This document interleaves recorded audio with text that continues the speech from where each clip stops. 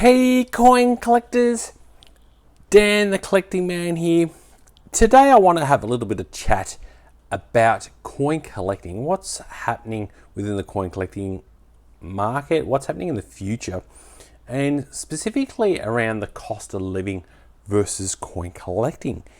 Is it an issue moving into the future? Because I've noticed that there's definitely getting harder and harder to make purchases of collectible coins because they're getting more and more expensive, but yet the cost of living is also getting higher and higher. So is it one of those kind of hobbies that is going to be one of the first things dropped as people struggle to make their payments and struggle to pay the bills around the house? And is it something that people are going to look to sell off their collection for that aspect? So I'd love to know in the comments below what you personally think about the future of coin collecting, specifically around that. There's obviously different other concerns around the market of coin collecting as well, and going into the availability of coins on release day.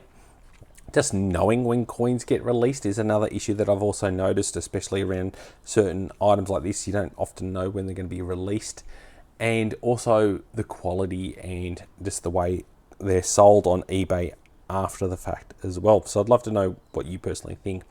But for me, I've definitely noticed even this year that I've definitely slowed down on my purchasing of buying products because it's just getting a little bit more expensive, and I'm having to pay more and more bills and school fees and other different things that are making it a little bit more tighter for me to make these purchases. Yes, I've been lucky enough to be able to get some of these beautiful coins, and I'm definitely happy to obtain them. But then I've noticed lately that I've also been having to put some more on eBay to be able to buy certain things. I've been really weeding out through my coin collection, go, okay, which ones are good ones to have and which ones do I think are things that I'm personally not interested in anymore and I might look to move on, where in the past I wouldn't necessarily do that. I'd keep it. But I've noticed even for myself, I'm starting to review my collection and going, okay, these ones I want to keep because I really like them, but these ones aren't something that I'm liking to collect. So stuff like this, where it's a gold 1/10 ounce, definitely something I want to keep because the value of it seems to go up week by week with the gold price going up so much in the last few years. Even when I purchased this with the cost on top of the gold, it's nearly already leveled itself out since I purchased that one itself. And lucky enough, I've got some of these cards designed, signed off by the designers as well, which is pretty cool. You can see those. I thought that was a nice little show there. But I've definitely noticed even the to be able to buy some of these really nice ones on eBay in the secondary market, they're getting easier and easier to purchase online because the cost is reducing because there's more and more out in the market and less people are willing to pay those kind of higher prices for some of those coins. So I think that's definitely a concern. I've noticed my insurances have definitely gone up significant. The food shopping has gone up a lot, and definitely my salary for my daytime job has definitely not moved anywhere like the inflation the real inflation that we're seeing within the market and within the cost of living. So couple that with the cost of silver and gold going up so much, it makes buying some of these products that have silver and gold as core content in the coin makes their prices go up significantly more as well. So means I find people have less available funds to actually buy some of these really cool and unique collections out there. Couple that with the Royal Australian Mint not really releasing anything for me that's been really cool to collect lately. So you see this kind of celebrations 50-cent coin. I didn't see many people getting into this $2 coin for the Australian Open. So I've just seen a few releases, especially from the Royal Australian Mint, have been a little bit of hit and miss, and the communication was pretty poor around this release as well. It's very hard to know what was being released and when and how to obtain it. So I've noticed that hasn't helped the collecting market, and also where it's going to be available. So like these ones were available at the Australia Post, then sometimes it's a coin shop, then sometimes it's a newsagent, then sometimes it's a Woolworths, or it's even been at a camping store where they're selling the coins for the NRL on top of that, Anaconda.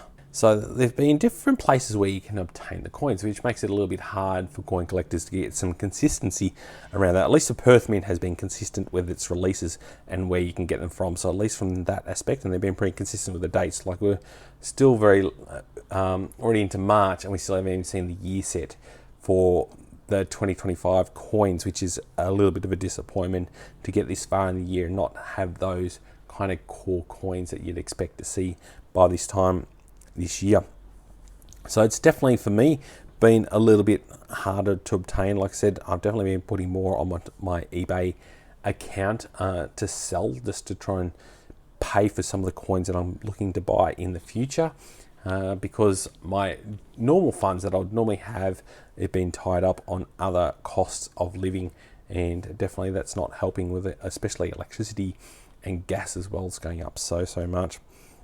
So will that be a concern for coin collectors in the future? Will that actually reduce the amount of coin collectors and people wanting to become a coin collector, given that it might be so expensive to become a coin collector? That can definitely be a risk from that aspect. And also, people are using cash less. So definitely seeing less and less people using cash when they go shopping. And luckily, they've just legislated that you do need to use or can use cash at the core shops, like your shopping and your petrol.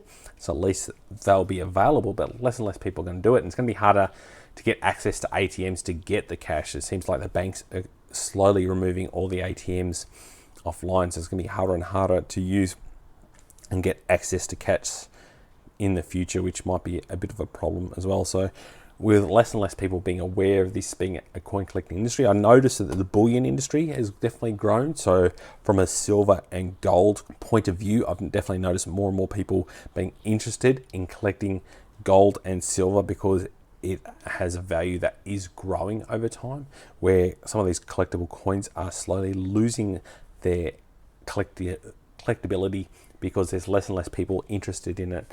So that's a bit of a risk. So I know, so I'm definitely holding on to the ones that I have fond memories of and definitely are quite keen on. Things like these, I got it more from a different point of view. It's definitely a talking point of view, but it's not something that I'm probably going to keep for the long term, unless it has a really low mintage or something like that.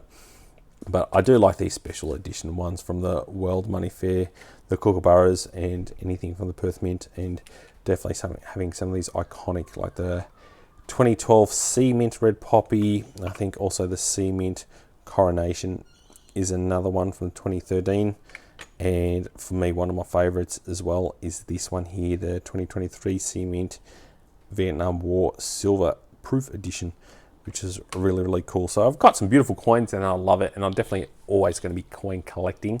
It's something that I've always done and always will do, but I find there's going to be less and less people to talk to about coin collecting in the future, as less and less people are interested in it, and more people that might have mum and dads that have passed away and they have a whole heap of coin sets that the young kids inherit and end up just selling off at a really low price because the kids have no idea of their value. So chuck in the comments below what your thoughts are on the future of coin collecting, and are you noticing the same shift and struggling to get new releases like I am, and what your thoughts are on the future of coin collecting. I'd love to know what your personal feedback is, and do you think there's a bit of a risk, or if it's just a bit of a lull while we're going through this little bit of global financial reset, and hopefully that sorts itself out in the next few years and we get more people excited about coin collecting in the future. I'd love to know what you think about it. Make sure if you like this content, give us a thumbs up, and there's a link down below to shout out for a coffee if you want to give me a shout out for the channel. Make sure you get that subscription in to keep up to date with anything coin collecting within Australia. And as always, thanks so much for watching and joining the coin collecting community. I'll catch you in my next video. Dan.